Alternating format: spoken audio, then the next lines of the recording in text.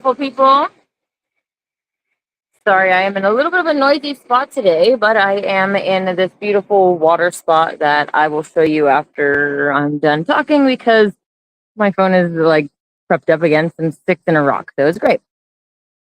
God and Goddess, thank you so much for the beautiful weather that we have today, the sun shining, that rushing water behind me, and all the beautiful birds that have been chirping this morning. Thank you so much for another opportunity to shine your light into this dark world and exist in this beautiful realm that you have created for us.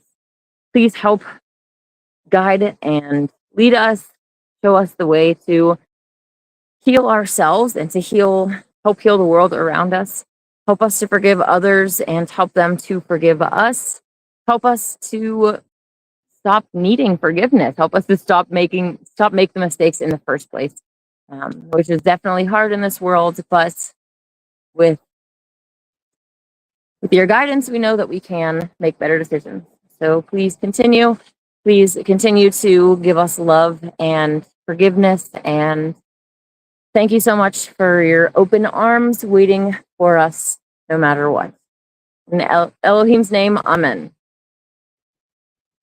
So today is Family Day. Hopefully you can hear me all right. Let me grab this text to show you the prayer. Our God and Goddess, immanent in transcendence, send to all your angel of peace. To my family and friends, send your angel of love.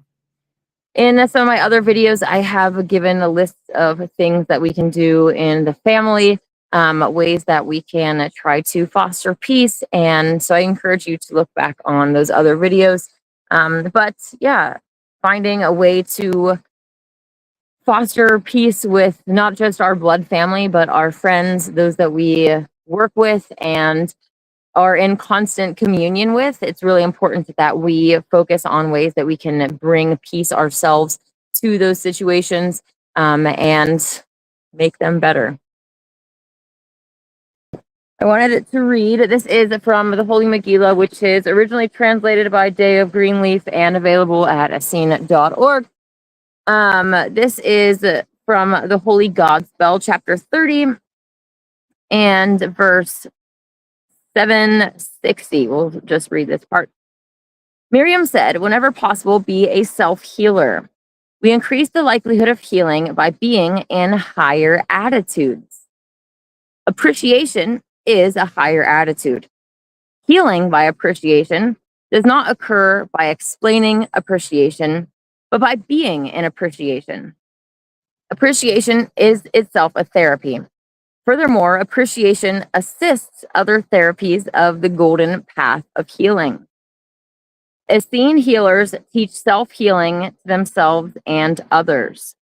The best way to help others heal themselves is by teaching them the power of appreciation. Behold, those with an attitude of gratitude will have power to heal their own disease. And if there is a physical ailment that can only be cured by dropping the present body, behold, accept with honest appreciation the new and more glorious robe of light that will be your next garment. Each day, give thanks for all your blessings. Until the day your disease flees, appreciate it for being a teacher. For one thing, let it teach you compassion for the pain of others. Be not a complainer and whiner about your circumstances. Rather, give thanks and honestly appreciate what comes your way. Lo, even painful lessons can illuminate the true path. Give thanks and honest appreciation for your life in Yah.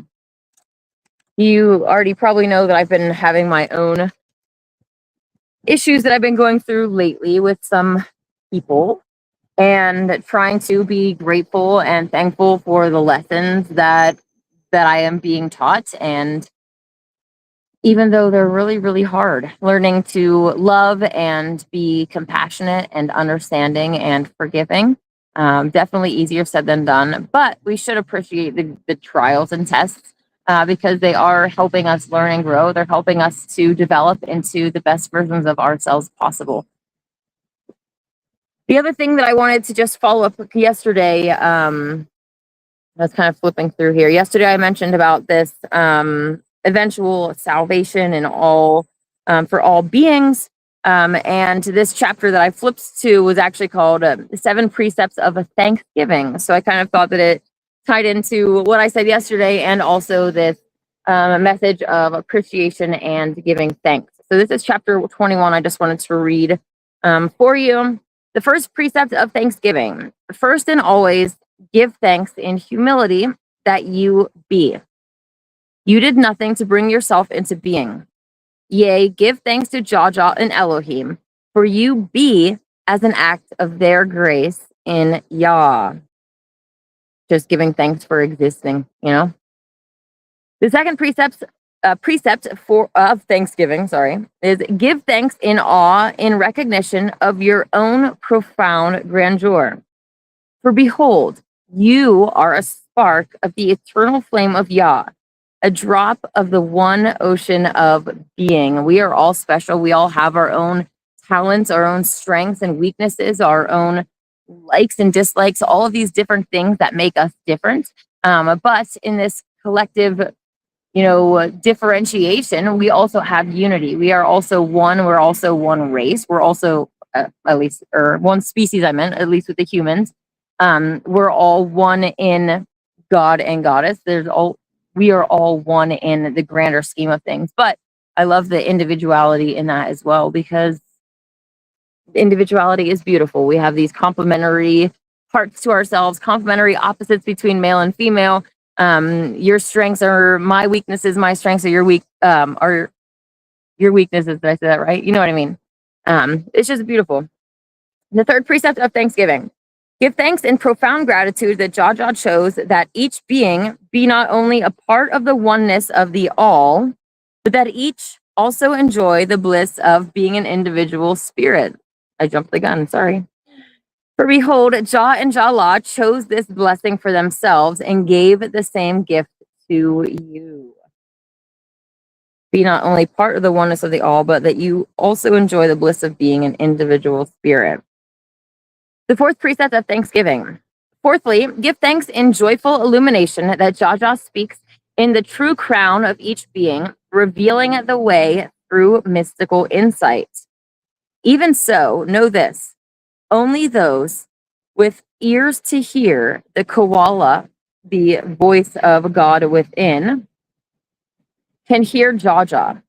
The rest hear other voices and think them God. If you remember from the creation story, which I've had to take down for now, in the story of Adam and Eve, the evil one lured them to the edge of the garden and basically got them to lower themselves in a vibration, frequency, whatever you want to say. They got more dense. And there was the voice of the lamb that they heard, and then the voice of this evil one. And the evil one said that over time, if you obey his will or his voice, you will no longer hear the voice of the lamb. So many people do think that they are communing with God. And these people, especially in mainstream religions, they go to church and have their prayer time and all this stuff, but they're not really spiritually growing. They're not, they haven't been told to return to the fleshless diet. They're still stuck in this religious paradigm that they're in, whatever that may be. But they still think that they're being led and guided by God. So really important. Again, we kind of talked about it yesterday with the talk about demons, that we know what voices that we are listening to inside, because not all voices that we can hear are of the light. The fifth precept of Thanksgiving. Give thanks and surrender that divine justice is within you and around you in the form of the laws of the universe.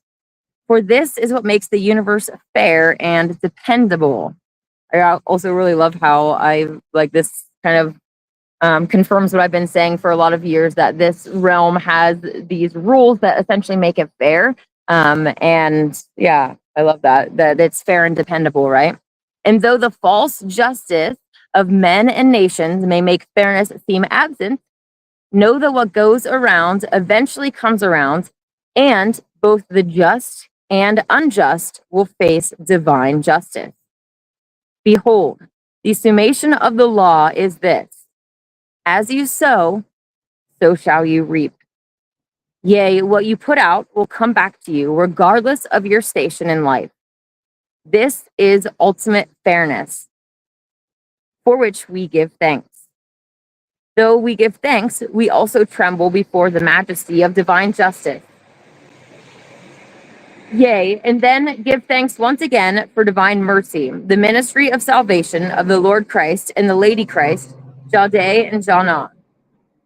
I really love that. It's like the ultimate fairness for which we give thanks, because we know that even in our injustices, like injustice really bothers me at a very fundamental level.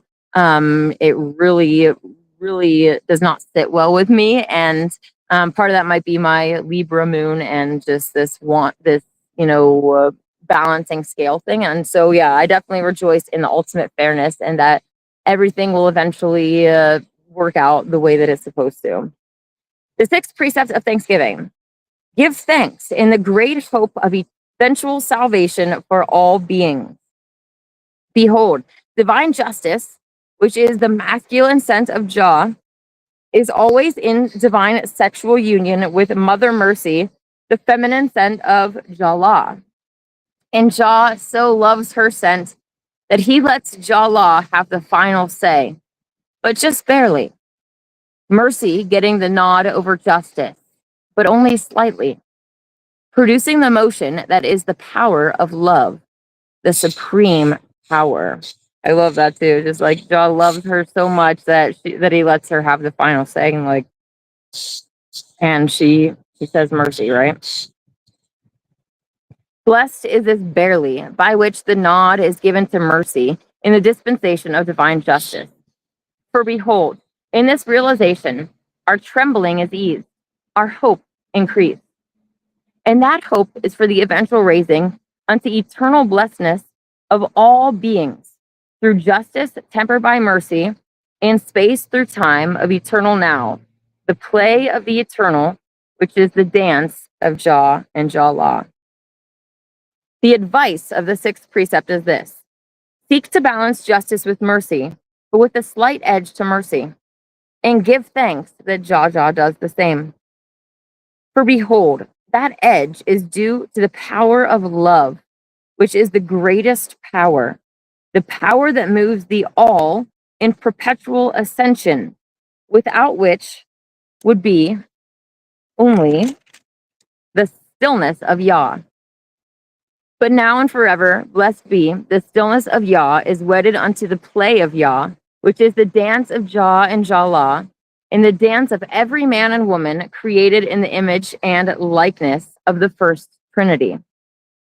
The divine heart of love has the lead in this dance by consent of divine justice, a self-dethronement of such magnitude by divine justice that it is called by the ancients the self-dethronement supreme, and is the reason why the divine light of justice burns so bright. Behold, without this edge to love, the great hope would be in vain. And this great hope is an enchantment of Jah and Elohim in Yah. Amen. The seventh and final precept of thanksgiving says, give thanks in profound relief that a being cannot become non-being. Yes, exult in your immortality. Then pledge to live the way of love so as to avoid the hell realms and the deep sleep. For behold, in immortality are many mansions, and some are less pleasant than others. I really love that. Exalt in your immortality, then pledge to live the way of love so as to avoid the hell realms and the deep sleep. We are already all immortal. The powers that be, Satan, the dark ones, have tried to convince humans from the very beginning that we are immortal.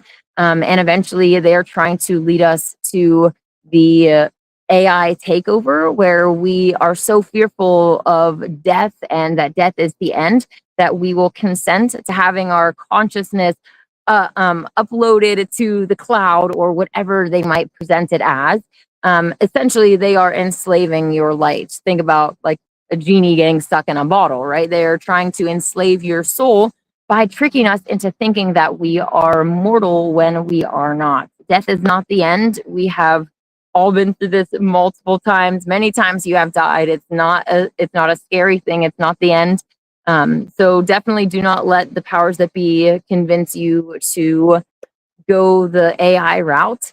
No matter what they threaten or promise, it is not worth you being enslaved and pulled down further the golden ladder of being, by allowing them to have you get enslaved, whatever they present it as. So that being said, I'm going to check the live chat real quick and then hop off of here. I didn't plan to go very long today, but just do the prayer. David E says, "Forgive others, forgive ourselves, and make this world into a golden age paradise once more." Exactly. The first step to salvation is the fleshless diet. I totally agree. And I definitely want to talk to you more about the salvation according to the Holy Megillah in the future, although I already have. But there are the three different forms of salvation. And it's very interesting and also very encouraging, because even those that reject the hand of mercy have the first form of salvation. All beings have that by default. You get another chance. You get to come back into the ovum and try again, by default, because mother and father love you. They want you to succeed. They want you to try again. It's like when you are a little kid trying to learn how to ride a bike and you fall off.